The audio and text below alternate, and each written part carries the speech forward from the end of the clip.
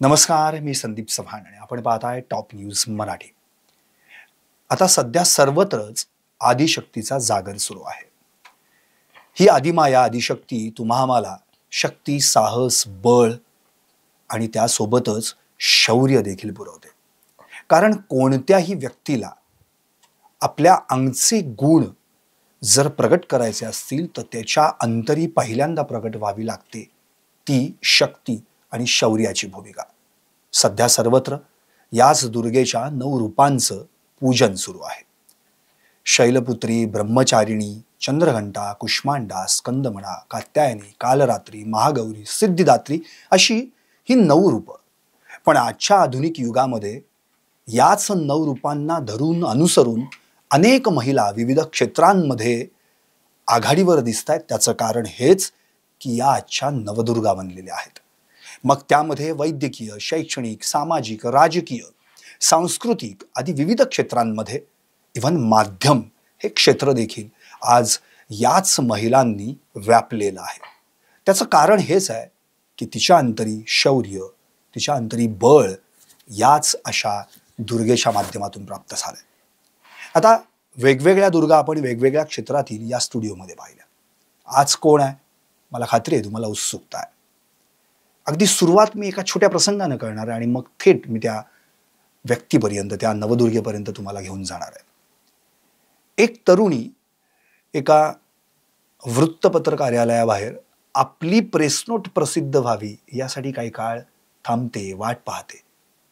पण कालांतरानं भविष्यात तीच तरुणी त्या वृत्तपत्र माध्यम समूहाची कार्यकारी संपादिका बनते. अर्थात हा प्रवास वाटतो तितका सोपा नाही. Yes, of course media is a power, no doubt. But at this time that young lady is a key person who handles a powerful media. आता तुम्ही म्हणाल त्या कोण? अर्थात सांगतो.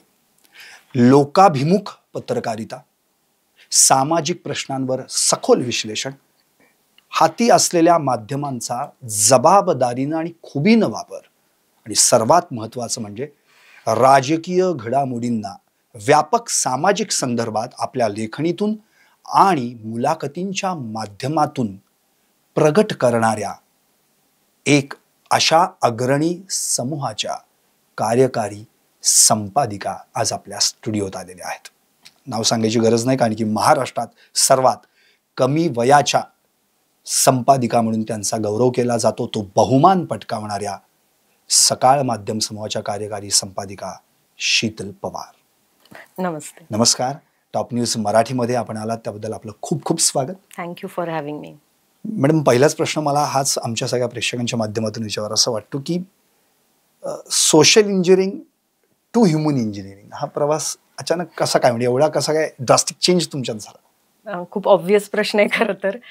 कम्प्युटर इंजिनियर नंतर काय करावं, कारण माझे आई वडील दोन्ही सरकारी नोकरीत असल्यामुळे हा माझ्यासमोरही त्यावेळेचा प्रश्न होता.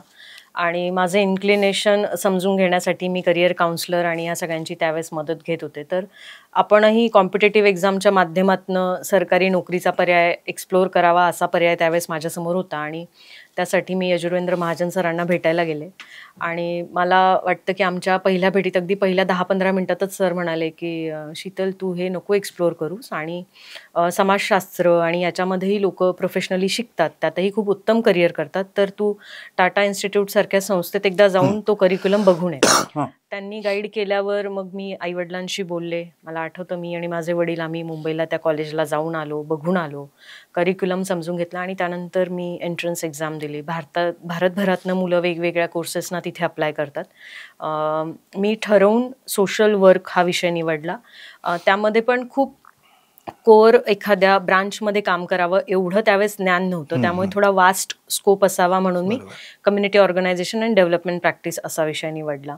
मास्टर्स नंतर जेव्हा मी थोडं सोशो पॉलिटिकल स्पेसमध्ये काम करायला लागले, तुम्ही त्या प्रेस नोटचा उल्लेख केला, मला वाटतं की ती 2016-17 दरम्यानची महापालिकेची इलेक्शन असावी की ज्यावेळेस मीडियाचं एक्सपोजर थेट निवडणुकीच्या अनुषंगाने मला घेता आलं. आणि त्या प्रोसेसमध्ये एवढं तर लक्षात आलं होतं की मीडियाचा रोल हा येत्या काळात खूप वाढत जाणार आहे.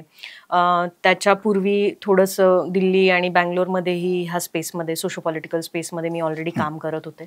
तर त्यातनं असं लक्षात आलं की हा पण एक वेगळा आयाम आणि काहीतरी वेगळं करिअर आहे की जे आपण एक्सप्लोअर करावं.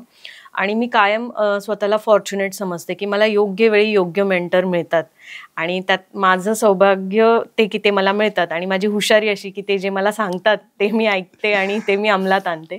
त्यामुळे मग जर्नलिझममध्ये पण थोडं शिकून मग ते करावं असं डोक्यात होतं आणि त्यानंतर मग मी मीडियामध्ये पण सेकंड मास्टर्स माझं PGDM पूर्ण केलं. तर असं engineering, social engineering, human engineering इकडे आले. पण आता त्याच्या आधी पण एक इंजिनिअरिंग आहे, म्हणजे अभियांत्रिकी प्रवास पण राहिला आहे आपला, धुळे ते पुणे. तुम्ही MIT मध्येच तुम्ही प्रवेश केलात आणि मग तिथे अभियांत्रिकीसाठी तुम्ही त्या ठिकाणी रुजू पण झालात, प्रवेश केलात. पण त्या ठिकाणी म्हणजे माझ्या वाचनात जे आलंय की तिथेच पहिल्यांदा तुम्ही कॉलेजचं एक मासिक होतं आणि त्याच्याच संपादिका झालात. त्यामुळे तुमच्या संपादिकेची किंवा पत्रकारितेची बीजं तिथंच रुजली गेली होती का, असं म्हणता येईल? खरं तर हा प्रश्न मला कोणी विचारला नव्हता आजपर्यंत. याचं उत्तर खूप इंटरेस्टिंग आहे. इंजिनिअरिंगला ना I was a very bad student. मला कॉलेजला जायला बिलकुल आवडायचं नाही आणि मी कायम डिफॉल्टर असायचे. म्हणजे आत्ता मला माझे इंजिनिअरिंगचे शिक्षक म्हणतात की Sheetal, we are proud of you. पण त्यावेळेस फार आई वडिलांपर्यंत तक्रारी असं इंजिनिअरिंगचं करिअर राहिलं. तर मी आणि माझा फ्रेंड कॉरिडॉरमधनं पास होत होतो, बहुतेक रोशनच असेल माझ्यासोबत. आणि तिथे कुठलं तरी क्लब होता आमचा कल्चरलचा आणि ते लोक काहीतरी फीडबॅक लिहित होते. मला जस्ट उत्सुकता वाटली म्हणून मी ती चिटनोट घेतली आणि त्यावर काहीतरी लिहून ते मी स्टिक केलं. आणि बिनोयेंदू पीटर म्हणून माझा सहविद्यार्थी असेल मेकॅनिकल इंजिनिअरिंग मधला, त्याने ती चिटनोट वाचली आणि त्याला ते खूप इंटरेस्टिंग वाटलं. तर तो आणि सुशांत असे त्या कल्चरल क्लबचे आमचे की मेंबर्स होते आणि ते वाचून मग त्यांनी मला म्हटलं की तू इतकं चांगलं लिहितेस आणि तुझी भाषा इतकी चांगली आहे, तर तू का ह्या मासिकात कॉन्ट्रीब्यूट करत नाहीस. आणि त्यातनं मी मला आता नाव सुद्धा आठवत नाही त्याचं, पण सुशांत आणि बिनॉयमुळे मी म्हणजे माझा प्रॉपर फॉर्मल लेखनाचा पहिला प्रवास हा त्यांच्यामुळे झाला. अच्छा, म्हणजे ऑलरेडी तिथे तुम्ही संपादिका म्हणून काम केलंच आहे आणि मग यशवेंद्र सर भेटले आणि मग ती तुम्हाला वेगळी वाट आणि तो सगळा पुढचा प्रवास. खरं म्हणजे कल्चरल क्लबमध्ये काम करताना ना एवढं काही वेगळं डायव्हर्जन मिळेल असं अजिबात वाटलं नव्हतं. माझा त्यानंतर एक खूप मोठा अपघात झाला. माझं उजव्या हाताचं कॉलर बोन तुटलं आणि M3 काही केला माझा निघतच नव्हता इंजिनिअरिंगला. तर आता लिटरली आपण टेक्निकली अनफिट होतो की काय अशी एक सिच्युएशन आली की इंजिनिअरिंगचे शेवटचं 1 वर्ष राहिलेलं आहे, तो सेकंड इयरचा पेपर निघत नाहीये आणि this is kind of last chance. आणि त्यावेळेस अपघात झाला आणि मला वाटतं की माझ्या आईवडिलांनी ज्या पद्धतीने माझी ती फिजिकल, मेंटल आणि एज्युकेशनल स्ट्रगल हँडल केली ना, त्यातनं जी मला प्रेरणा मिळाली, त्यातनं मी तो M3 चांगल्या मार्कांनी तर पास केलाच. म्हणजे मला आठवतं 63% 73 मार्क मिळाली मला 100 पैकी. त्याचा मी धुळ्याला राहून अभ्यास केला होता कारण मला उठताच येत नव्हतं 3 महिने. Like I was almost bed ridden after that accident. आणि मग पप्पांनी त्यांच्या गुरूंकडे माझा M3चा अभ्यास करून घेतला, माझं सबमिशन पूर्ण केलं. माझे जर्नल्स त्यावेळेचे माझ्या वडिलांनीच लिहिले कारण माझा राईट हँड असल्यामुळे मला लिहिताच येत नव्हतं.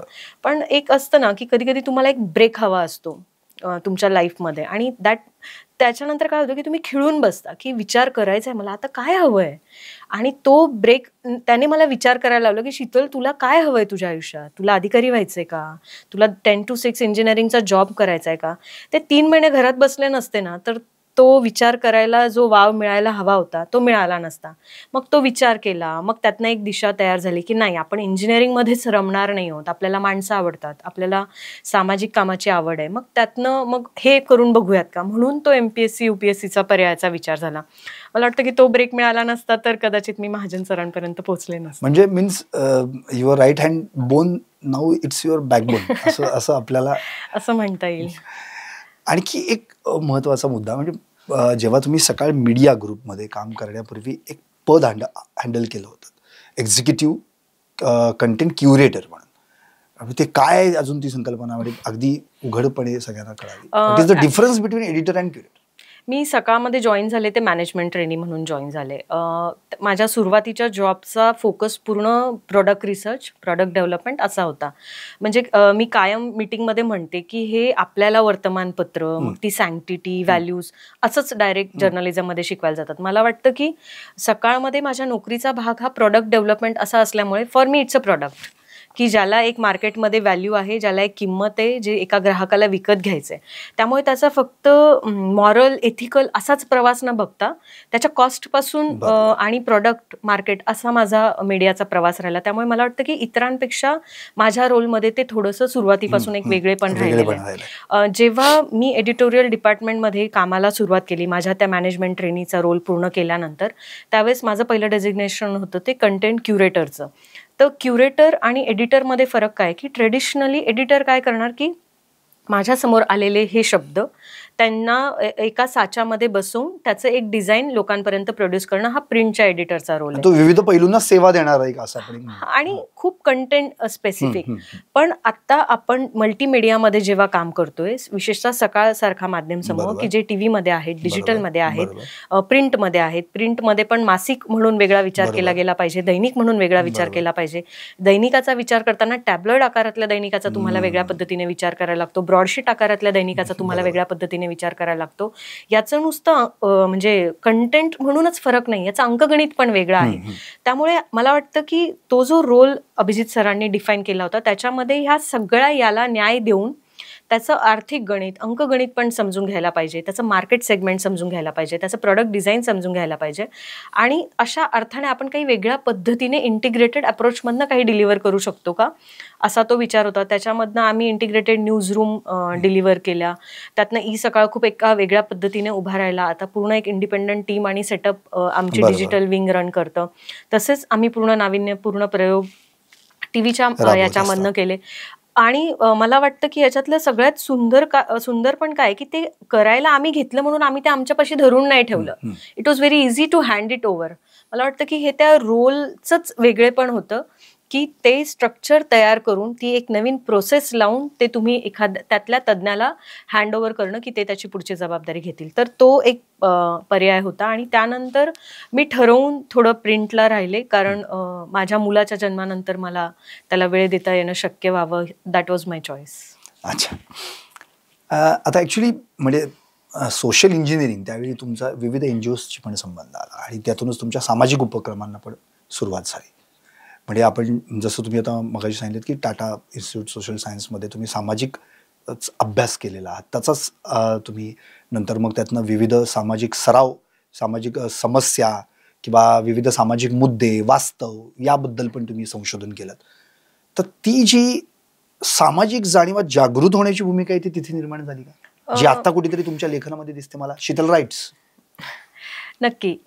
मला वाटतं की आपलं अपब्रिंगिंग म्हणजे आपण काही अंबानी अडानींच्या घरातनं आलेले इतके प्रिव्हिलेज नाही आहोत, पण तरी त्यातल्या त्यात एका सुखवस्तू मध्यमवर्गीय कुटुंबात माझा जन्म झाला आणि माझं बालपण, शिक्षणही तशाच ॲटमॉस्फिअरमध्ये झालं. त्यामुळे स्ट्रगल काय असतो आणि जगण्यासाठी काय धडपड करायला लागते ते ऐकून, गोष्टीतून, अभ्यासातून माहिती होतं. पण ते प्रत्यक्ष बघण्याची संधी मला माझ्या 2 वर्षाच्या मुंबईच्या शिक्षण काळात मिळाली. आमच्या करिक्युलममध्ये आम्हाला फील्डवर्क मॅन्डेटरी असतं टाटा इन्स्टिट्यूटला. आणि फील्डवर्क प्लेसमेंटमध्ये तुम्ही एखाद्या संस्थेसोबत पूर्ण वर्षभर काम करता. म्हणजे सोमवारी आणि मंगळवारी एका नोकरीवर जाणाऱ्या माणसासारखं आम्ही त्या फील्ड प्लेसमेंटला जातो. काही लोक ग्रामीण निवडतात, त्यावेळेस मी ठरवून शहरी फील्डवर्क निवडलं होतं. आणि त्यामुळे मुंबईतल्या वस्ती भागात काम करण्याची मला संधी मिळाली. म्हणजे बोरिवली, दहिसर, धारावी ह्या भागांमधल्या कामगार वसाहतींमध्ये विशेषतः काम करण्याची संधी मिळाली. तर माणसाचा जगण्याचा संघर्ष काय असतो तो मी बघितला. संतोष सारखा सहकारी माझ्याबरोबर शिकायला होता. नांदेड सारख्या ग्रामीण भागातून आलेला दलित कुटुंबातला मुलगा, त्याची फर्स्ट जनरेशन शिक्षण घेते. तो मुलगा, त्याचं कुटुंब गावाकडनं इकडे येतं, ते मुंबईत 10 बाय 10च्या खोलीत राहतं. आणि आपण त्या म्हणजे संघर्षाची कथा ऐकणं वेगळं, पण संघर्ष जगणं काय असतं ते मला वाटतं की एवढ्या जवळून बघण्याची संधी, ते अनुभवण्याची संधी, सिम्पथी आणि एम्पथीतला फरक आणि एम्पथाईज व्हायला पाहिजे आपण त्या सगळ्या गोष्टींबरोबर जास्त, हे शिकवणारं माझं टाटा इन्स्टिट्यूटचं शिक्षण होतं. आणि त्यानंतर जगण्याचा पर्स्पेक्टिव्ह बदलला. तुमच्यातला एक प्रसंग पण आहे की कचऱ्याचा डबा होता आणि त्यात 3 दिवसांचं एक अर्भक सापडलं होतं आणि मग ते एनजीओला तुम्ही हे केलं असं काहीतरी तो ते माझ्या बाबतीत नव्हतं स्पेसिफिकली. मी ज्या एनजीओ सोबत काम करत होते तिथे ती घटना घडली आणि म्हणजे मुस्कान नावाचा तो असंच फील्ड वर्क करता. हा, मुस्कान नावाचा स्टिसचा फील्ड ऍक्शन प्रोजेक्ट होता. तर अशी जी मुलं येतात किंवा वस्तीमधली जी मुलं की ज्यांच्या आईचा काहीतरी प्रॉब्लेम झालाय, वडिलांचा काहीतरी प्रॉब्लेम झालाय किंवा दोन्ही पेरेंट्स नाहीये, त्यांच्या मेंटल हेल्थवर काम करणारं आमचं फील्ड ऍक्शन प्रोजेक्ट होतं आणि त्यातनं अशी अनेक मुलं त्यांचं आयुष्य जवळून बघण्याची संधी मिळाली. कामगार वसाहतीत व्यसनाधीनता प्रचंड असते. ती फक्त काही पुरुषांमध्येच असते असं नाही, बायकांमध्ये पण असते. मग त्याचा मुलांच्या अपब्रिंगिंगवर काय परिणाम होतो. म्हणजे हे ना टेक्निकली किंवा मीडियामध्ये तर आपल्याला ह्या गोष्टी वारंवार किंवा आपल्याकडे आपण शोज करतो याच्यावर, स्पाईक पण मिळतो त्याच्यातनं आपल्याला टीव्ही किंवा डिजिटलमध्ये अनेक वेळा. पण ते जगणं, ते अनुभवणं आणि त्यांच्या त्या प्रश्नावर त्यांच्यातलं एक होऊन काम करणं हे खूप वेगळं असतं. बरोबर. बंगळुरूमध्ये पण तुम्ही काही काळ काम केलं होतं, तर तो तिथला काही अनुभव आहे जो आज कुठे ना कुठे तो उपयोगी पडतोय? लग्नानंतर माझा नवरा त्यावेळेस बँगलोरला नोकरी करत होता, त्यामुळे टाटा इन्स्टिट्यूट मधलं जे माझं प्लेसमेंट झालं ते मी ठरवून बँगलोरमधल्या एका संस्थेसोबत निवड केली होती.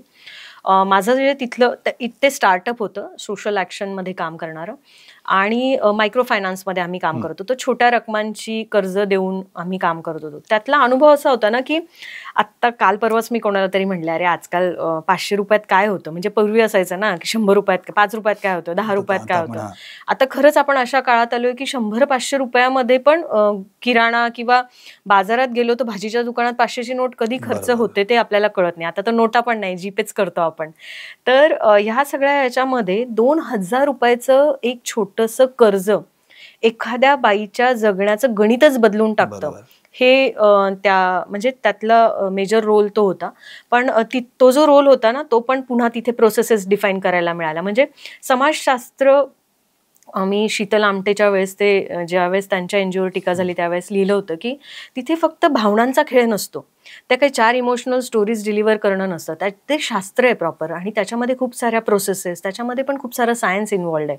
म्हणजे एखाद्या व्यक्तीला 2000 रुपयांचं तुम्ही कर्ज दिल्यानंतर त्याच्या आयुष्यात काय तुम्ही आमूलाग्र बदल केला, हा बदल म्हणजे काय, तुम्हाला हा बदल डिफाईन करता आला पाहिजे, तो टेक्निकल पॅरामीटर्सवर तो मांडता आला पाहिजे, मग त्यातनं ती CSR आणि बरीचशी गणितं ठरत असतात. त्यामुळे ते खूप एक शास्त्र आहे आणि त्या शास्त्राच्या निटिग्रिटीमध्ये जाणं, त्यातले काही टूल्स तुम्ही स्वतः डिझाईन करणं, डेव्हलप करणं, मला वाटतं की आपण जे शिकलोय 2 वर्षात ते प्रॅक्टिकली कसं इम्प्लिमेंट करायचं याचं जास्त शिक्षण तिथे मिळालं. भाषेची खूप अडचण व्हायची, विशेषतः दक्षिणेतल्या राज्यांमध्ये त्या 5 भाषांपैकी एक तरी भाषा तुम्हाला आली पाहिजे, पण ती यायची नाही. त्यामुळे अडॅप्ट करणं, तिथल्या लोकल कलिग्स बरोबर जुळवून घेणं, भाषा येत नसेल तरी थोडंफार काही शिकण्याचा आपण यातनं प्रयत्न करू शकतो का, अशा अडॅप्टेबिलिटी शिकले. प्रवास प्रचंड केला. मला वाटतं की भारतातल्या त्यावेळच्या 12 एअरपोर्ट्सवर मी जाऊन आले होते. माझ्या एवढ्या 8-9 महिने मला नोकरी करायला मिळाली तिथे. प्लस स्टार्टअप कसं एखादं ग्रूम होत असतं, म्हणजे फंड्स किती आहेत, मग तुम्हाला जे इन्व्हेस्टर्स आहेत, सोशल इन्व्हेस्टमेंट आम्ही करायला लावायचो आमच्या स्टेक होल्डर्सना, त्यांना कसं जोडून ठेवायचं, त्यांना कसं एंगेज करायचं, मग कंटेंटचा पण एक भाग असायचा त्याच्यामध्ये. तर खूप छोटी जेव्हा संस्था असते ना, तुम्हाला एका व्यक्तीला खूप सारे रोल प्ले करायला लागतात. तर तो पण एक अनुभव त्या नोकरीमध्ये मिळाला. आणि अर्थातच लग्नानंतर पहिला जॉब होता, त्यामुळे पर्सनल लेवलवर पण एक खूप वेगळ्या प्रकारचं एक्सप्लोरेशन होतं. त्यामुळे आय एन्जॉयड बँगलोर. यस. एका मीडिया ग्रुपच्या कार्यकारी संपादिका, पण इतक्या सिंपल आणि अगदी सहज बोलतात, पण त्यांच्या आयुष्यात सिंपल हा शब्द एक अत्यंत महत्त्वाचा आहे. तो शब्द ज्येष्ठ युवा चळवळींशी संबंधित असलेल्या प्रकल्पाशी आहे, सिंपल प्रकल्प म्हणून. तर त्या संदर्भात देखील मी त्यांच्याकडनं जाणून घेणार आहेच. आणि सोशल डिकोडिंग ही त्यांची लेखमालिका जी आपण अर्थातच eSakal.com वर पाहतो आणि वाचतो, ऐकतो. सगळ्यात महत्त्वाचा मुद्दा म्हणजे त्याचं मंथन आणि नंतर आपण चिंतन पण करतो. ते काय आहे सोशल डिकोडिंग, आत्ताची परिस्थिती नेमकी काय आहे, आत्ता जे सगळं ओझं आहे आणि इंटरनेटचं मायाजाळ सगळीकडे पसरलेलं आहे, त्यात सगळेजण अडकलेलो आहोत, त्यातून काय सार आणि काय आसार या भूमिकाच कळत नाहीत. अशा वेळी गरज असते त्या खऱ्या क्युरेटरची. म्हणून तो क्युरेटर अत्यंत महत्त्वाचा आहे. ते सगळं मी जाणून घेणार आहे, पण अर्थातच एका छोट्याशा एकदम साध्या सिंपल पुन्हा त्या शब्दावर येतो ब्रेक नंतर. अर्थात पाहत राहा आदिशक्ती तू जयस्तुते, आधुनिक युगातली नवदुर्गा. आता जोकासू STP या अत्याधुनिक जॅपनीज तंत्रज्ञानाने सुसज्ज, quick installation, energy efficient, noiseless blowers, low maintenance या आणि अशा वैशिष्ट्यांनी परिपूर्ण जोकासू STP तंत्रज्ञान प्रकल्प उभारणीपासून ते विक्री पश्चात समाधानकारक सेवा देणारी, भारताबरोबरच परदेशात देखील प्रकल्पांची यशस्वी उभारणी करणारी कंपनी Deccan water treatment private limited. ब्रेकनंतर आपलं पुन्हा एकदा स्वागत. अर्थात आपण मगासपासून संवाद साधतोय अशी नवदुर्गा जिनं माध्यम युगात देखील आपली एक वेगळी शैली जपलेली आहे. मग ती लेखणीच्या माध्यमातून असो किंवा विविध मुलाखतींच्या माध्यमातून. अर्थात मी त्याकडे येणारच आहे, पण मुळात पहिल्यांदा आपण लेखनाकडे वळूयात. सोशल डिकोडिंग नावच इतकं सुंदर आहे, समाजाला जोडणार आहे, पण महत्त्वाचा मुद्दा हाच आहे की या लेखमालिकेमध्ये केवळ आणि केवळ फक्त एकच विषय घेऊन त्या गुंतलेल्या नाही आहेत. त्यांची गुंफण आंतरराष्ट्रीय स्तरापर्यंत पण आहे. आंतरराष्ट्रीय विषय देखील त्यांनी हाताळले, नागरिकत्वाचे विषय हाताळले, इव्हन राजकीय तर अगदी त्यांचा अत्यंत महत्त्वाचाच जिव्हाळ्याचा विषय आहे. सो या सगळ्या विषयांवर लिहिताना आणि ते वाचकांना परोसताना, ज्याला आपण मी नेहमी म्हणतो वाढताना, म्हणजे त्या नेहमी त्या आचार्याच्या भूमिकेत असतात आणि आपण अरे चला आज नवीन काही आलंय आणि मग पाहायचं. पण ती जी भूक वाचना करताना किंवा वाचकाला लागलेली असते ती शमवण्याची ताकद त्या लेखनात असते. ती कुठून येते? म्हणजे मुळात प्रश्न असा पडतो की लेख वाचताना शेवटपर्यंत झालं की अरे ते ढेकर येत नाही, पण तुमचे लेख आम्हाला असं वाचतं की अरे नाही याच्यामध्ये आणखी डीप आणि आता पोट भरलं. हे काय, हे कुठून येतं? ही डिकोडिंग कुठे जमते?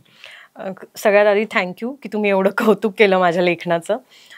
माझ्या लेखनाच्या शैलीवर खूप सम्राट सरांचा प्रभाव आहे. म्हणजे मराठी लिहिता वाचता उत्तम येत होतं, पण लिहिताना विशेषतः वर्तमानपत्रीय भाषेत लेखनावर तुमचा प्रभाव असं म्हणायचं. वर्तमानपत्रीय भाषेत ते कसं लिहिलं पाहिजे, कशी मांडणी केली पाहिजे याचे धडे मला सरांनी दिले. आणि माझ्या लेखनामध्ये आणि अनेक विषयांच्या निवडीमध्ये पण थोडं त्यांचा प्रभाव असतो असं मी म्हणेन. मला आजपर्यंत काही कोणी हे निरीक्षण असं कधी नोंदवलं. नावं वाचून दाखवतो. ट्रेन नको, मुद्दे केंद्रस्थानी हवेत, निवडणुकांतील रेवडी अस्त्र, मतदार राजा जागा हो, लोकशाहीचा धागा हो, आमदारांची अपात्रता आणि पक्षीय घटनाला इन्व्हर्ट आणि इन्व्हर्ट मध्ये आहे, नागरिक बनण्याच्या दिशेनं काय दिवे लावणार, संसदे राज्य विधिमंडळाचा विषय होता, 2 देशांमधली भांडणं अतिशय महत्वाचा विषय होता, नक्की वाचा. आणि हो, सप्तरंग जी सकाळची पुरवणी अप्रतिम आहे आणि त्यामध्ये ऋता बावडेकर नावामध्ये आपल्याकडे संपादिका होत्या आणि खूप सुंदर त्यावेळी त्यांनी मॅनेजमेंट केलं होतं. अतिशय सुंदर मार्गदर्शक आणि प्रेरणादायी असं आत्मकथन या सप्तरंगमध्ये पण त्यांनी लिहिलेलं आहे. त्यामुळे आता मी पुन्हा त्यांच्याकडे वळतो. मॅडम, हे असे वेगवेगळे विषय हाताळणं. सोशल डिकोडिंग ही वर्षभर चालवलेली मालिका होती. ॲक्च्युली काय आहे ना की मी मगाशी पण कांबळे सरांना म्हणलं की माझा कोर आहे पब्लिक पॉलिसी. म्हणजे टाटा इन्स्टिट्यूटमधनं सगळं शिकल्यानंतर आपल्याला करिअर कशात करायचं आहे, तर मला एवढी क्लॅरिटी होती की मला पब्लिक पॉलिसीमध्ये काहीतरी करायचं आहे. आणि रिसर्चच्या नोकरीपासनं, सिव्हिक इश्यूजच्या रिसर्चपासनं मी त्याची सुरुवात पण केली. पण त्यानंतर अपघाताने मीडियात आले आणि आता गेले 7-8 वर्ष मी मीडिया डोमेनमध्ये काम करते. त्यामुळे मला कायम वाटायचं किंवा आपण जे शिकलोय ते आपल्या नोकरीत कुठेतरी इम्प्लिमेंट करता आलं पाहिजे. त्यामुळे रिसर्च, त्या अनुषंगाने सकाळमध्ये सुरू केलेली सर्वेक्षणं, मला वाटतं एकमेव दैनिक आहे जे इन हाऊस सर्वेक्षणं करतं आणि सर्वेज आम्ही पब्लिश करतो. लवकरच आम्ही महापालिकांच्या स्तरापर्यंत पण सर्वेक्षणं घेऊन येणार आहोत. त्यानंतर दुसरं, थोडंसं पब्लिक पॉलिसीवर काहीतरी सोप्या भाषेत लिहिलं गेलं पाहिजे, धोरणांवर काहीतरी सोप्या भाषेत लिहिलं गेलं पाहिजे, असं बरेच दिवस डोक्यात होतं. आणि जेव्हा महाराष्ट्रामधल्या 2 प्रमुख पक्षांमध्ये फूट पडली त्यावेळेस जेवढी पण विश्लेषणं व्हायला लागली ना, ती एकतर एकदम कायद्याच्या चौकटीतनं होत होती किंवा एकतर डावं नाहीतर उजवं, मध्ये काहीच नाही. पण नेमक्या ह्या संकल्पना काय आहेत, आत्ता ह्या करंट ट्रेंडमध्ये जे काही चर्चा होते त्याचा गाभा काय ते लोकांना कळलं पाहिजे. आणि त्यातनं आम्ही सोशल डिकोडिंग ही मालिका सुरू केली. म्हणजे उदाहरणार्थ तुम्ही जो 2 देशांचा विषय म्हणालात त्यावेळेस काहीतरी परराष्ट्रीय धोरणावरचा वादाचा मुद्दा सुरू होता. त्यानंतर आमदारांच्या अपात्रतेचा मुद्दा आला. तर ह्यातले नेमके कायदे काय आहेत आणि काय होतं की कुठेतरी म्हणजे स्पेशली टीव्हीमुळे ते सोपं झालं की आपण एखाद्या एक्सपर्टचा बाईट घेतो, तो थोडे वेळ चालतो. तर बापट सरांनी बरंच त्या 2 पक्षांच्या निमित्ताने अनेक टीव्हींवर कंटेंट दिला आपल्याला. पण ते साध्या सोप्या भाषेत त्यातलं बेसिक, मग त्यातलं लिगल लोकांना कळलं पाहिजे, त्यातली कायदेशीर तरतुदी लोकांना कळल्या पाहिजेत, त्याच्यात तुमची नागरिक म्हणून तुमची भूमिका काय असली पाहिजे. तुम्ही डावं ठरवा, उजवं ठरवा, तो पूर्णपणे तुमचा अधिकार आहे. मला तुम्हाला मत नाही द्यायचंय, मला तुम्हाला फक्त इन्फॉर्मेशन द्यायची आहे की तुम्ही इन्फॉर्मेशन वाचा आणि त्या इन्फॉर्मेशनच्या आधारावर तुमचं मत बनवा. त्यातनं सोशल डिकोडिंग जन्माला आलं आणि त्यावेळी जो कळीचा मुद्दा असायचा, चर्चेतला मुद्दा असायचा, तोच एक धागा उचलून आम्ही त्यातल्या फक्त फॅक्ट्स किंवा त्यातलं नागरिकशास्त्र किंवा त्यातल्या धोरणात्मक बाबी किंवा त्यातल्या कायदेशीर तरतुदी याच्याबद्दलची इन्फॉर्मेटिव्ह माहिती त्या सदरामध्ये असायची. अशा पद्धतीने आपण आणि थोडंसं की माझं जे शिक्षण राहिलेलं आहे किंवा अल्टिमेटली ज्या डोमेनमध्ये मला परत जायचंय मीडियानंतर, तर त्यामध्ये काहीतरी किमान मीडियात राहून मी कॉन्ट्रीब्यूट केलं होतं याचं मला समाधान असावं, हे ते मोटिवेशन होतं. हॅट्स ऑफ सम्राट सर खरं म्हणजे. पण सम्राट सर जाऊन देऊ नका, हे महत्वाचं. मी याच्यात एक वाक्य ऍड करेन. काय होतं ना की महिला दिनाच्या निमित्ताने किंवा नवरात्रीच्या निमित्ताने लोक आम्हाला बोलवतात. म्हणजे आता मी युनिक आहे, एक केस स्टडी म्हणून तुम्ही मला बोलवता, मुलाखत करता, पण मी हे आवर्जून म्हणेन की एखादी शीतल पवार जेव्हा तयार होते ना, तेव्हा तिथे एक सकाळ माध्यम समूह असायला लागतो, तिथे एक अभिजित पवार असायला लागतात, एक सकाळ माध्यम समूह असायला लागतो, एक अभिजित पवार असायला लागतात की जे वयाच्या 28व्या वर्षी माझ्यासारख्या मुलीवर विश्वास ठेवून तिला चुका करण्याची संधी देतात. आणि त्यानंतर तिथे एक उदय जाधव आणि एक सम्राट फडणवीस असायला लागतात की ते तिच्यावर पूर्ण विश्वास ठेवून तिला दिलेला रोल पूर्णपणे पार पाडण्याची जबाबदारी तिच्यावर सोपवतात. ही सगळी प्रोसेस जुळून येते ना, तेव्हा शीतलसारखं एखादं प्रोडक्ट तयार होतं. नक्कीच. आणि आमच्यासारख्या नवपत्रकारांच्या आयुष्यामध्ये त्यासारख्या एक तुमच्यासारख्या शीतल पवार देखील असाव्या लागतात, कारण की एवढ्या सगळ्यांचं मार्गदर्शन घेऊन त्या आमच्यापर्यंत आम्हाला मिळतात, लाभतात आणि मग त्यांचं मार्गदर्शन आम्हाला मिळतं. अर्थात मला एक म्हणायचं की हा एक धागा आहे प्रत्येकाने एकमेकांना जोडून आणि मग त्याचा आपण ॲब्सॉर्ब करता आलं पाहिजे. जसं तुम्ही प्रत्येक याच्यात ना, म्हणजे तुमचं ते अभियांत्रिकी शिक्षण असो, सोशल इंजिनिअरिंग असो, ह्युमन इंजिनिअरिंग, तुम्ही प्रत्येक वेळी ॲब्सॉर्ब करत आलात आणि ते देत राहिलात तुम्ही. म्हणजे नुसतं स्वतःजवळ नाही ठेवलं, तुम्ही दिलं, डिकोडिंगच्या माध्यमातून दिलं. तर असं आता ते एकत्र देण्याचा काही घाट घातलाय का नाही, का फक्त असं वेगवेगळं सेपरेट पेजेस? नाही आहे खरं तर, आत्ताच रिव्हील करत नाही, पण माझ्या भविष्यात एकत्रित यावं जेणेकरून. पुस्तकाचा आग्रह आहे, पण आपण लेखमाला केली की तिची पुस्तकं करू नये, बरोबर असं थोडंसं ह्या धोरणाच्या विचाराची मी होते. त्यामुळे आतापर्यंत केलं नाही, पण तसा एक आग्रह आहे. तसं कदाचित त्या लेखमालेचं नाही, पण वेगळ्या पद्धतीने काही रिसर्च प्रोडक्ट्स किंवा प्रॉपर काही पुस्तकाच्या माध्यमातून काही आपण आतापर्यंत जे अनुभवलंय किंवा जे अनालिसिस आपण तुकड्या तुकड्यांमध्ये अनेक ठिकाणी बोललोय, केलोय, त्याचं एक दीर्घकालीन डॉक्युमेंटेशनचं काम माझं सुरू आहे. नक्कीच. आता थोडंसं तुमच्या मुलाखत क्षेत्रांकडे. मुळात आपण खूप मुलाखती तुम्ही घेतलेल्या राजकीय नेत्यांच्या असतील, आणखी बऱ्याच जणांशी संवाद तुम्ही साधलेला, अगदी फील्डवर पण जाऊन सुद्धा संवाद साधलेला आहे. तर अशा वेळी राजकीय नेत्यांच्या मुलाखती घेणं, सर्वसामान्य माणसाच्या मुलाखती घेणं, त्या प्रत्यक्षात त्या ठिकाणी जाऊन मुलाखती घेणं, त्याच्यात काय असा बदल जाणवतो? म्हणजे नेते त्यांची एक ती लँग्वेज आहे, ती ठरलेली कोड लँग्वेज आहे, त्या अँगलमध्येच बोलतील, पण सर्वसामान्य माणूस नाही. जेव्हा त्यांना कळते की अरे माझ्याशी एक अशीच कार्यकारी संपादिका बोलतीये जी माझ्यासाठी इतक्या लांब आली आहे, या बांधावर आली आहे, या अशा परिस्थितीत आली आहे, आणि त्यावेळी तिला बोलतं करणं किंवा तीच जणू काही आपल्याला बोलतं करते असा प्रसंग येत असेल, त्यावेळी काय वाटतं? त्या मुलाखती कशा वाटतं?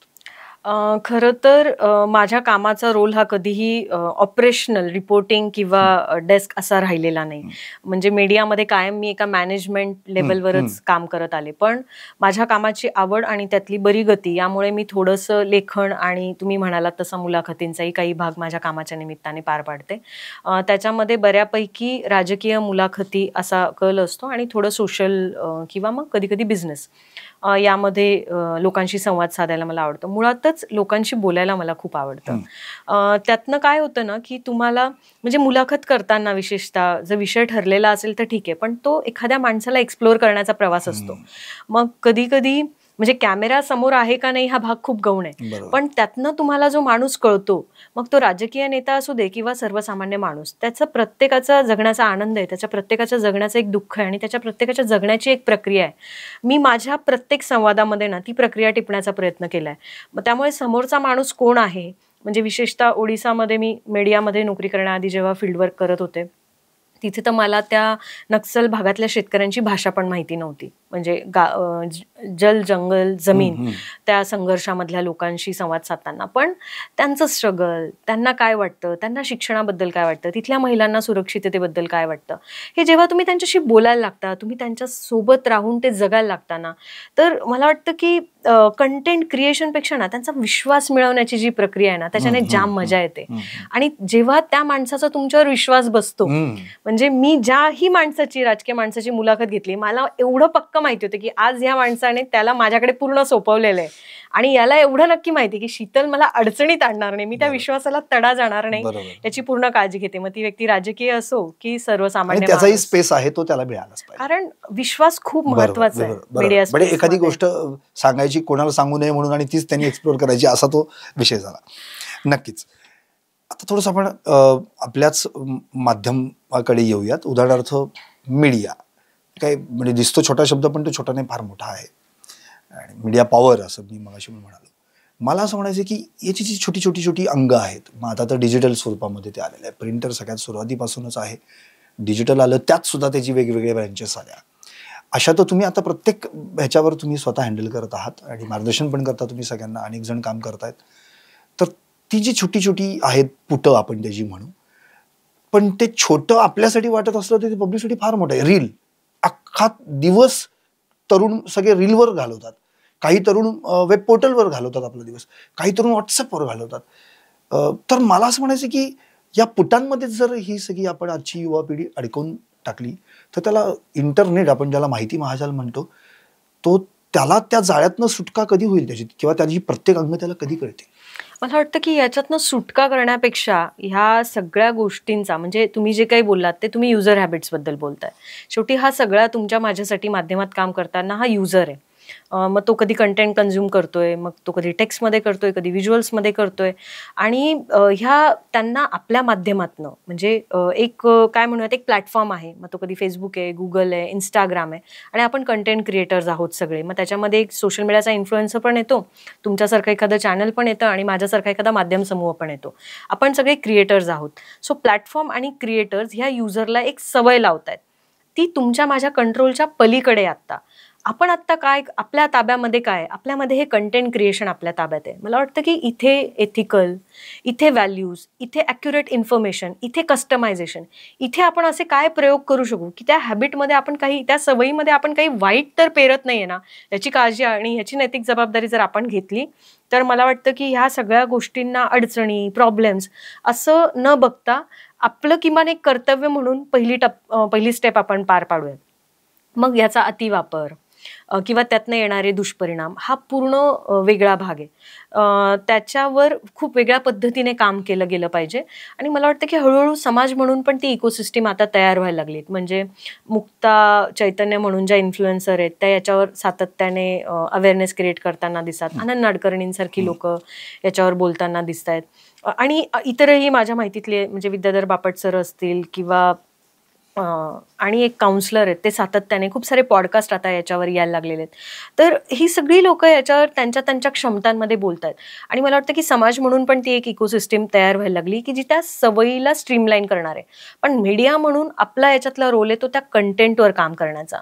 त्या कंटेंटमध्ये आपण किती ज्युडिशियली आणि किती इन्फॉर्मेटिव्ह, किती व्हॅल्यू ॲड करणारं, त्या सवयीला योग्य पद्धतीने दिशा देणारं कंटेंट देऊ शकू, तेवढा किमान तो एक नैतिक टप्पा आपण टिकवून ठेवल्याचं समाधान आपल्याकडे राहील. ताटात वाढण्याचा आपल्या हातात आहे. हो, पण काय वाढायला, काय प्रोव्हाइड करतो, अगदी युजर वापरणं तो नंतरचा 100%. युजरच्या सवयींमध्ये काय ना, मी असं म्हणत नाही की त्याच्यावर आपला बिलकुल ताबा नाही, पण ती जागतिक स्पर्धा आहे आणि त्याच्यातले सगळे प्लेयर्स हे ग्लोबल प्लेयर्स आहेत. फेसबुक, अमेझॉन, गुगल हे काय तुमच्या माझ्यावर आत्ता, किमान आत्ता या क्षणी तरी यांच्यावर आपला पूर्ण ताबा नाही. त्याच्यामध्ये इन्स्टिट्यूशनल सपोर्ट पाहिजे, त्याच्यात सरकार म्हणून सपोर्ट पाहिजे, मग त्याच्यामध्ये आपल्यासारख्या प्लेयर्सना फायनान्शियल मॉडेलवर सपोर्ट करणारं पूर्ण एक नवं स्ट्रक्चर पाहिजे. त्यामुळे मला वाटतं की ही इकोसिस्टीम आत्ता खूप इव्हॉल्व्ह होते. त्यामुळे इमिजिएटली आपण काय करू शकतो की ताटात काय वाढायचं याच्यावर लक्ष देऊ शकतो. नक्कीच. आता थोडंसं आपण महिला आणि मीडिया हा विचार आपण करू. अर्थात म्हणजे अगदी सुरुवातीचा काळ होता प्रिंटमध्ये, मुळात तुमच्या आमच्या शिफ्ट्स आपण जर बघितल्या तर एवढं शक्य नाही आहे त्या काळात तरी महिलांना ते. पण आता महिला कामही करतात, नाईट शिफ्टला देखील काम करतात. म्हणजे माझं भाग्य आहे की मी सकाळमध्ये मला काम करता आलं. आणि त्या ठिकाणी मला आठवते मृणालिनी नांदिवडीकर असतील, दीपा कदमसारख्या मॅडम असतील, तुम्ही स्वतः. आणि मला एवढं म्हणायचं की सकाळनं ते एक जपलेलं आहे की महिला पुरुष हा भेद कधी पाळला नाही. आणि मला आठवते ग्रामीण डेस्कला नैना निर्गुणी देखील आमच्यासोबत 11, 11:30 पर्यंत थांबत होत्या. सो हा जो सगळा प्रवास आहे, आणि आता महिला पुरुष असं काही राहिलेलं नाही माध्यमांमध्ये, पण ती जेव्हा महिला मीडियामध्ये आली ना, तेव्हा तिची सिन्सिअरिटी, प्रामाणिकपणा, तो खूप चांगल्या पद्धतीने लोकांपर्यंत पोहोचला. म्हणून ती विश्वासार्हच बातमी देते अशा अपेक्षेने मीडिया त्याकडे पाहिलं लागला. म्हणून आज न्यूज रीडर पण ती आहे, अँकर पण ती आहे, कंटेंट रायटर आहे, कंटेंट क्रिएटर आहे, आणि एक्झिक्युटिव्ह प्रोड्युसर पण आहे, एक्झिक्युटिव्ह क्युरेटर पण आहे, एक्झिक्युटिव्ह एडिटर पण आहे. नक्कीच. म्हणजे मुलींबद्दल तुम्ही म्हणालात की महिलांकडे क्रेडिबल रिसोर्स म्हणून पाहिलं जातं, मेहनती म्हणून पाहिलं जातं, आणि माध्यमांची जी पारंपरिक रचना होती ती प्रिंट, वेळांच्या शिफ्ट, विशेषतः नाईट शिफ्ट अशी होती. पण जसं जशी माध्यमं इव्हॉल्व्ह व्हायला लागली, डिजिटलमध्ये आपण आलोय, टीव्हीमध्ये आपण आलो, तसं मला वाटतं की वेळा आणि ह्या सगळ्यांचा फरक पडला आणि महिलांना अकोमोडेट करण्याची स्पेस वाढली. पण त्याच्यामध्ये पण ह्या नवमाध्यमांमध्ये स्पीड आहे. म्हणजे डिजिटल आणि टीव्ही मधली जी स्पर्धा आहे वेळेच्या गणिताला टिकवून ठेवण्याची, ती खूप तीव्र आहे. त्यामुळे इथे कदाचित वेळेची अडचण होती, टाइमलाईनची अडचण होती, तिथे स्ट्रेसची अडचण आहे. तिथेही तुम्हाला शिफ्ट, म्हणजे फील्डवर विशेषतः काम करणाऱ्या ज्या आपल्या टीव्ही आणि याच्यातल्या मैत्रिणी आहेत, त्यांना ती धक्काबुक्की, तो रिजिडनेस किंवा सगळ्यांच्या पुढे राहून ते करून घेण्याची धमक, या सर्व गोष्टींना, आव्हानांना त्यांनाही सामोरं जायला लागतं. मला वाटतं की जसं जसं काळ बदलतोय तसं तसं आमच्यासारख्या मुलींना एक्सपोजर मिळतंय, आम्ही पण स्वतःला प्रिपेअर करतोय त्या स्पर्धेमध्ये, त्या धकाधकीच्या आयुष्यामध्ये टिकवून ठेवण्याची. आणि नक्कीच ह्या सगळ्यामध्ये मुलींना संधी जास्त आहे, कारण ह्या सर्व बदललेल्या माध्यमांच्या गणितांमध्ये अनेक ठिकाणी तिला स्पेस क्रिएट झाली. म्हणजे तुम्ही अँकरचा उल्लेख केला की टीव्हीवर दिसणारी, व्यक्त होणारी महिला अधिक जास्त कन्व्हिन्सिंग, तिचं कन्व्हिक्शन जास्त स्ट्रॉंगली मांडू शकते. अनेक वेळा मांडणी ही त्यांची प्रभावी राहिली. त्यामुळे हिंदी, इंग्रजी आणि आता मराठी माध्यमांमध्येही महिलांनी तो स्पेस ऑक्युपाय केलाय. सकाळमध्ये तर म्हणजे आम्ही आवर्जून, म्हणजे तुम्ही माझ्या ज्येष्ठ महिला सहकाऱ्यांचा उल्लेख केला, नैना मॅडम असतील, मृणालिनी मॅडम असतील की ज्या आता पुढारीला आहेत, दीपा कदम मॅम असतील, तर किंवा इकडे कुलकर्णी मॅडम म्हणून आमच्याकडे सेंट्रल डेस्कला काम करतात. तर ह्या सर्व महिला तर डेफिनेटली की त्या वयानेही माझ्याहून 15-20 वर्ष मोठ्या आहेत सगळ्या, डेफिनेटली. त्यामुळे करिअरचा आलेख मीडियातला त्यांचा नक्कीच माझ्यापेक्षा जास्त राहिलेला आहे. आणि फील्डवर आता महिमासारखी मुलगी असेल, राधिकासारखी मुलगी असेल, मीनाक्षीसारखी मुलगी असेल, ह्या नवीन मुली पण आमच्याकडे फील्डवर काम करतात. आम्ही आवर्जून महिलांना आमच्या टीममध्ये रिप्रेझेंटेशन देण्याचा प्रयत्न करतो. पण मी म्हटलं तसं की स्ट्रेस ह्या एका मुद्द्यावर थोडं मला वाटतं की मुलींनी अजून काम करण्याची ह्या फील्डमध्ये गरज आहे. आणि मी मगाशी जो माझ्या पुरुष सहकाऱ्यांचा उल्लेख केला तो त्याचसाठी केला. ते मला फक्त संधी देत नाही, ते महिला म्हणून मला ज्या क्रिटिकल अडचणी येतात, म्हणजे कोविडमध्ये माझा मुलगा अवघा 1.5-2 वर्षांचा होता, त्यावेळेस आई म्हणून माझी धडपड त्यांनी समजून घेतली, म्हणून मला नोकरी सोडून न देता ती नोकरी करून ठेवणं शक्य झालं. पार्थ जेव्हा आजारी असतो त्यावेळेस माझ्या कामाच्या ताणाबरोबर एक आई म्हणून माझ्यावर एक दडपण असतं. मला माझ्या नोकरीमध्ये माझ्या आईपणाचा कधीच गिल्ट नाही आला. त्याचं सगळं श्रेय मी माझ्या पुरुष सहकाऱ्यांना देते की कारण त्यांनी तो मला येऊ नाही दिला. तर ही इकोसिस्टीम देण्याची जबाबदारी ना तुम्ही सगळं माझ्यावर नका ना सोडून देऊ. मी करते ना, माझी धडपड आहेच, पण ती तुमची पण जबाबदारी आहे मला ती इकोसिस्टीम देण्याची. म्हणजे मला काही फक्त माझ्या बॉसेसना ग्लोरिफाय नाही करायचंय, पण ही जबाबदारी त्यांनी समजून घेतली की मला शीतलला तो कम्फर्ट, मला शीतलला ती इकोसिस्टीम द्यायची आहे आणि त्यामुळे तिथे शीतलसारखी मुलगी पाय रोवून उभी राहू शकते आणि सगळ्या ऑड्सला फाईट करू शकते. तर मला वाटतं की मुलींनी ती 2 पावलं त्या पुढे जेव्हा येतात ना, तर पुरुष सहकाऱ्यांनी, मग ते बातमीदार असतील, डेस्कवरचे सहकारी असेल, त्यांची पण ती जबाबदारी आहे त्या मुलीला ती इकोसिस्टीम उभी करून देण्याची, तिच्या अडचणी समजून घेण्याची. म्हणजे मासिक पाळीचे ते 5 दिवस असतात तेव्हा चिडचिड होत असते. मी माझ्या काही सहकाऱ्यांचा उल्लेख नाही करणार कारण मला ते एवढं पब्लिक नाही करायचं, पण मी काही पुरुष सहकाऱ्यांचं बघते, मॅडम जाऊ द्या, तिची ना चिडचिड झाली पण आम्ही समजून घेतलं तिला, आम्ही सांभाळून घेतोय, असं जेव्हा मला कुणीतरी येऊन सांगतं ना माझ्या डेस्कवरचं, मी तुम्हाला सांगू शकत नाही की मला किती आनंद होतो त्यावेळेस, की ते आता हळूहळू कल्चर बनायला लागलं. And I am really proud that my organisation carries that culture. नक्कीच. आणि मला आणखी एक असा एक प्रश्न पडतो की कमी वय आणि समोर असणारे सिनियर्स आणि मग ती मीटिंग किंवा तो रेपो सांभाळताना काही अडचणी येतात त्यांना किंवा तुम्हाला, व्हायचा वर्षा, दोन्ही असं काय वयाचा फॅक्टर कुठे मॅनेज होतो असं काही? वय ही खरं तर म्हणजे माझ्या नोकरीत मला कधी अडचण नाही आली. कारण मला वाटतं की त्या पातळीवर काम करणारे जे सर्व सहकारी आहेत ना, त्यांनी म्हणजे मी मगाशी जो अभिजित सरांचा उल्लेख केला, काय होतं की कधी-कधी म्हणजे विशेषतः सम्राट सरांच्या किंवा उदय सरांच्या बाबतीमध्ये ते ओव्हर प्रोटेक्टिव्ह होऊ शकतात. लहान आहे, काय आपण सांभाळून घ्यायला पाहिजे असं होऊ शकतं. पण अभिजित सरांनी एकदा सम्राट सरांना म्हटलं, "तिच्या चुका तिला करू दे." आणि that was a very striking statement की ओके, मला चुकण्याची परवानगी आहे आणि माझ्या चुकीतनं मी शिकायचंय, ही पण माझ्यावर जबाबदारी आहे. त्यामुळे मला वाटतं की मला ती स्पेस मिळाली, माझ्या संधी, माझ्या चुका एक्सप्लोअर करण्याची, आणि त्याचा मला फायदा झाला. संवादाच्या बाबतीमध्ये मला वाटतं की खूप मोकळेपण असतं. मग त्यामुळेच मिलिंद, रुपेश सर, सिद्धार्थ ह्या सगळ्या सहकाऱ्यांबरोबर त्या मोकळेपणात, म्हणजे मला एखादा मुद्दा नाही पटला तर मी त्यांना शांतपणे सांगू शकते की तुम्ही हे मला जे सांगताय हे मला पटत नाहीये, पण ठीक आहे आपण असं करून बघूयात का. तो त्यांचा रेडीनेस असतो. आणि मला वाटतं की माझ्या अशा कुठल्याही सहकार्याबरोबर मला हा संवाद साधण्याची कधीच अडचण आली नाही. आणि त्यांनीही माझ्या त्या गोष्टीकडे बघताना कायम माझं शिक्षण, माझं क्वालिफिकेशन, मला असलेलं वेगळं एक्सपोजर, हा ब्रॉडनेस त्यांच्यामध्ये कायम होता. कदाचित तो कामाच्या अनुभवातनं आलेला असेल, त्यामुळे त्यांनी पण ती मोकळीक दिली. त्यामुळेच मला माझ्या 4 नवीन आयडिया त्यांना सांगता आल्या, त्यांचा अनुभव माझ्या कामामध्ये वापरता आला. त्यामुळे मला वाटतं की हे एक्सचेंज असतं. आपण त्यांच्याकडनं, त्यांच्या अनुभवातनं शिकत असतो, आपल्या नाविन्यातनं ते काही नवीन करून बघतात आणि त्यातनं संस्था ग्रो होते. As long as organisation is doing well, what's the harm in helping each other. उगाच नाही तुम्हाला रानडेच्या विद्यार्थी का म्हणून म्हटलं जातं. बरं, मला आणखी एक प्रश्न असा विचारायचा की आमच्यासारख्या आता नवशिक्यांना आणखी या पत्रकारितेतली गुणवैशिष्ट्य ॲब्सॉर्ब करण्यासाठी आणखी आम्ही काय केलं पाहिजे, आणखी काय केलं पाहिजे? मला वाटतं की आत्ता जो ट्रेंड आहे ना, तो खूप कस्टमायझेशनचा आणि तुम्हाला बेस्ट काय येतं त्याच्यामध्ये तुम्ही ग्रो करण्याचा ट्रेंड आहे. आत्ता काय झालंय ना, की आपले जे वेगवेगळे मीडियातले रोल्स आहेत, यातल्या काही रोल्सला खूप प्रसिद्धीचं वलय आहे. पटकन प्रसिद्धी मिळते. म्हणजे तुम्ही कॅमेरासमोर रोज दिसता, तुम्ही अँकर आहात, तर मला तुमच्या रोलमध्ये यावंसं पटकन वाटतं. आणि माध्यमाच्या विद्यार्थ्यांचा पण जो कल आहे ना, तो अशा रोल्सकडे जाण्याचा जास्त आहे. आणि त्यामुळे माध्यमातले जे बॅकएंडला राहणारे रोल्स आहेत, मग त्याच्यात कॉपी एडिटरचा रोल असेल किंवा प्रोड्युसर्स असतील, खरं तर हे त्यातल्या त्यात हाय पेईंग जॉब्स आहेत आपल्याकडचे, पण ते जास्त जबाबदारीचे, जास्त जोखमीचे, तुम्हाला प्रसिद्धीचं वलय न मिळवून देणारे जॉब्स आहेत. PR सारख्या क्षेत्रामध्ये अपॉर्च्युनिटीज आहेत, एंटरटेनमेंटमधल्या क्षेत्रामध्ये अपॉर्च्युनिटीज आहेत, पॉलिटिकल क्षेत्रामध्ये अपॉर्च्युनिटीज आहेत, सोशल क्षेत्रात अपॉर्च्युनिटीज आहेत. मला वाटतं की प्रसिद्धीचं वलय याच्या पलीकडे जाऊन जर आपण मीडियाला बघितलं, त्यातल्या संधी समजून घेतल्या आणि त्यातला एक निश घेऊन स्वतःला डेव्हलप करत आपण गेलो, तर माध्यमातल्या संधींना स्काय इज द लिमिट.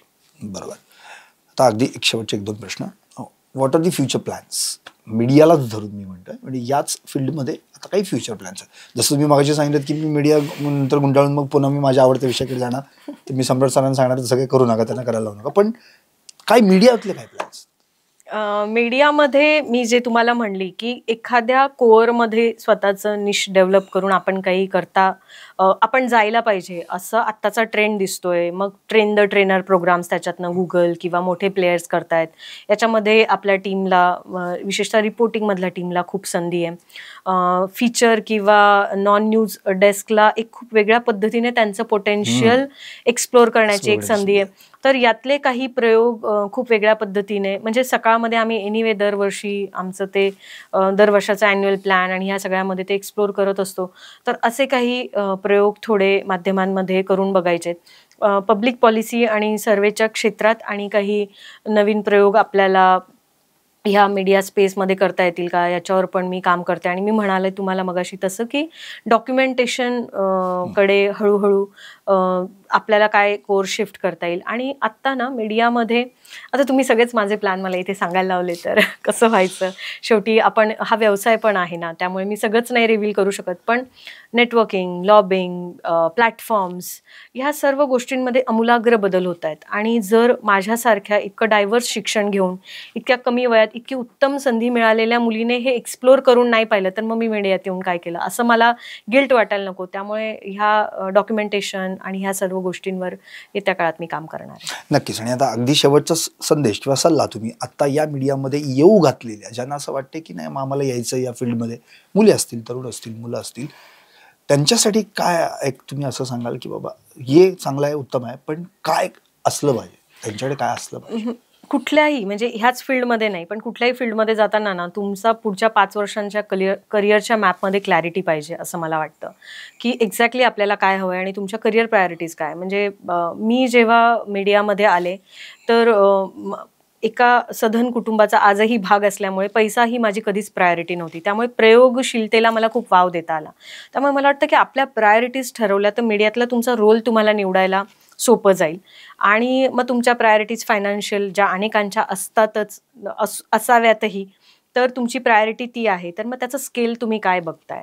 मग त्याच्यानंतर खूप लोकांना स्लो स्पेसमध्ये कंटेंटमध्ये ग्रो व्हायला आवडतं, काही लोकांना स्वतःच्या स्पेसमध्ये कंटेंटमध्ये ग्रो व्हायला आवडतं. तर तुम्हाला काय हवं आहे.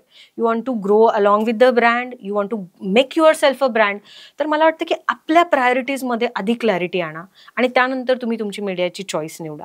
कारण तुम्हाला स्वतःला ब्रँड करायचं असेल तर मग सकाळसारख्या ठिकाणी बातमीदार म्हणून तुम्ही कधी स्वतः ब्रँड बनू शकत नाही की म्हणजे सकाळच काय कुठल्याही इतर दैनिकामध्ये तुम्ही तसं बनू शकत नसता किंवा ते तुम्हाला वाटतं तुम्ही ब्रँड आहात पण तुम्ही नसता. एका मर्यादित क्षेत्रापलीकडे आणि वलयापलीकडे तुम्हाला कोणी ओळखत नसतं. When I say you are a brand that means तुम्ही फायनान्समध्ये तुम्ही बाप माणूस आहात का, तुम्ही रचना रानडे बनलं पाहिजे. मग त्या अर्थाने मला तुम्हाला ब्रँड म्हणायचं आहे. तुमची मीडियातली प्रायोरिटी आणि तुम्हाला मीडियाकडनं काय हवं हे आधी ठरवा आणि त्यानंतर मीडियातला जॉब रोल. आणि मग मी मगाशी म्हणाले तसं की फक्त प्रसिद्धी म्हणजे मीडिया नाही. मीडिया म्हणजे कन्व्हिक्शन आहे, मीडिया म्हणजे समाजाला दिशा देणारं एक माध्यम आहे. आणि तुम्हाला खरोखर चेंज आणायचं असेल की ज्या थॉट प्रोसेसने मी सोशल सायन्स निवडलं इंजिनिअरिंग पूर्ण केल्यानंतर की मला काहीतरी समाजात बदल घडवायचा आहे. आणि मग मला महाजन सर म्हणले म्हणजे काय करायचंय तुला. मग मी म्हणले की नाही मग मी IAS झाले किंवा अधिकारी झाले तर मला असं करता येईल. ते म्हणले त्याच्यासाठी तुला अधिकारी होण्याची गरज नाहीये. तर ते माझ्यासाठी रिअलायझेशन होतं की अरे समाजात काहीतरी बदलायचं असेल आपल्याला तर ते असंही आपण होऊ शकतो. तर मला वाटतं की तुमचं कन्व्हिक्शन क्लिअर करा आधी की तुम्हाला मीडियामधनं काय हवंय. तुम्हाला ब्रँड बनायचं आहे, तुम्हाला समाजात बदल आणायचा आहे, तुम्हाला काय कॉर्पोरेशनचीच प्रोसेस बदलायची आहे, तुम्हाला एंटरटेनमेंटमधलं स्ट्रक्चरच बदलून टाकायचं आहे, तुम्हाला नाट्यसंगीतात कॉन्ट्रीब्यूट करायचं आहे.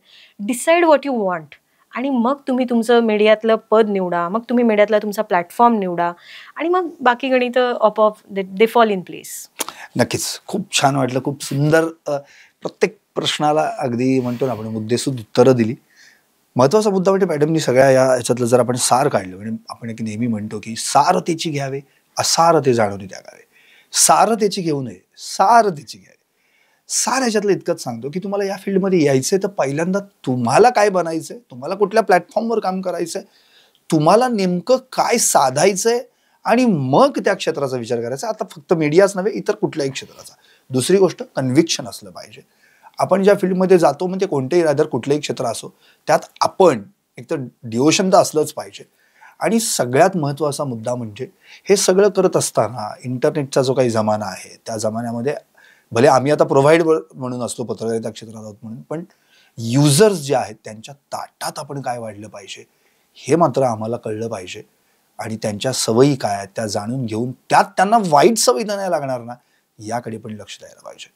आता या सगळ्या गोष्टींचं सार तर आपण लक्षात आलं. सोशल डिकोडिंग तर मॅडमनी केलेलंच आहे. महत्त्वाचा मुद्दा हाच आहे.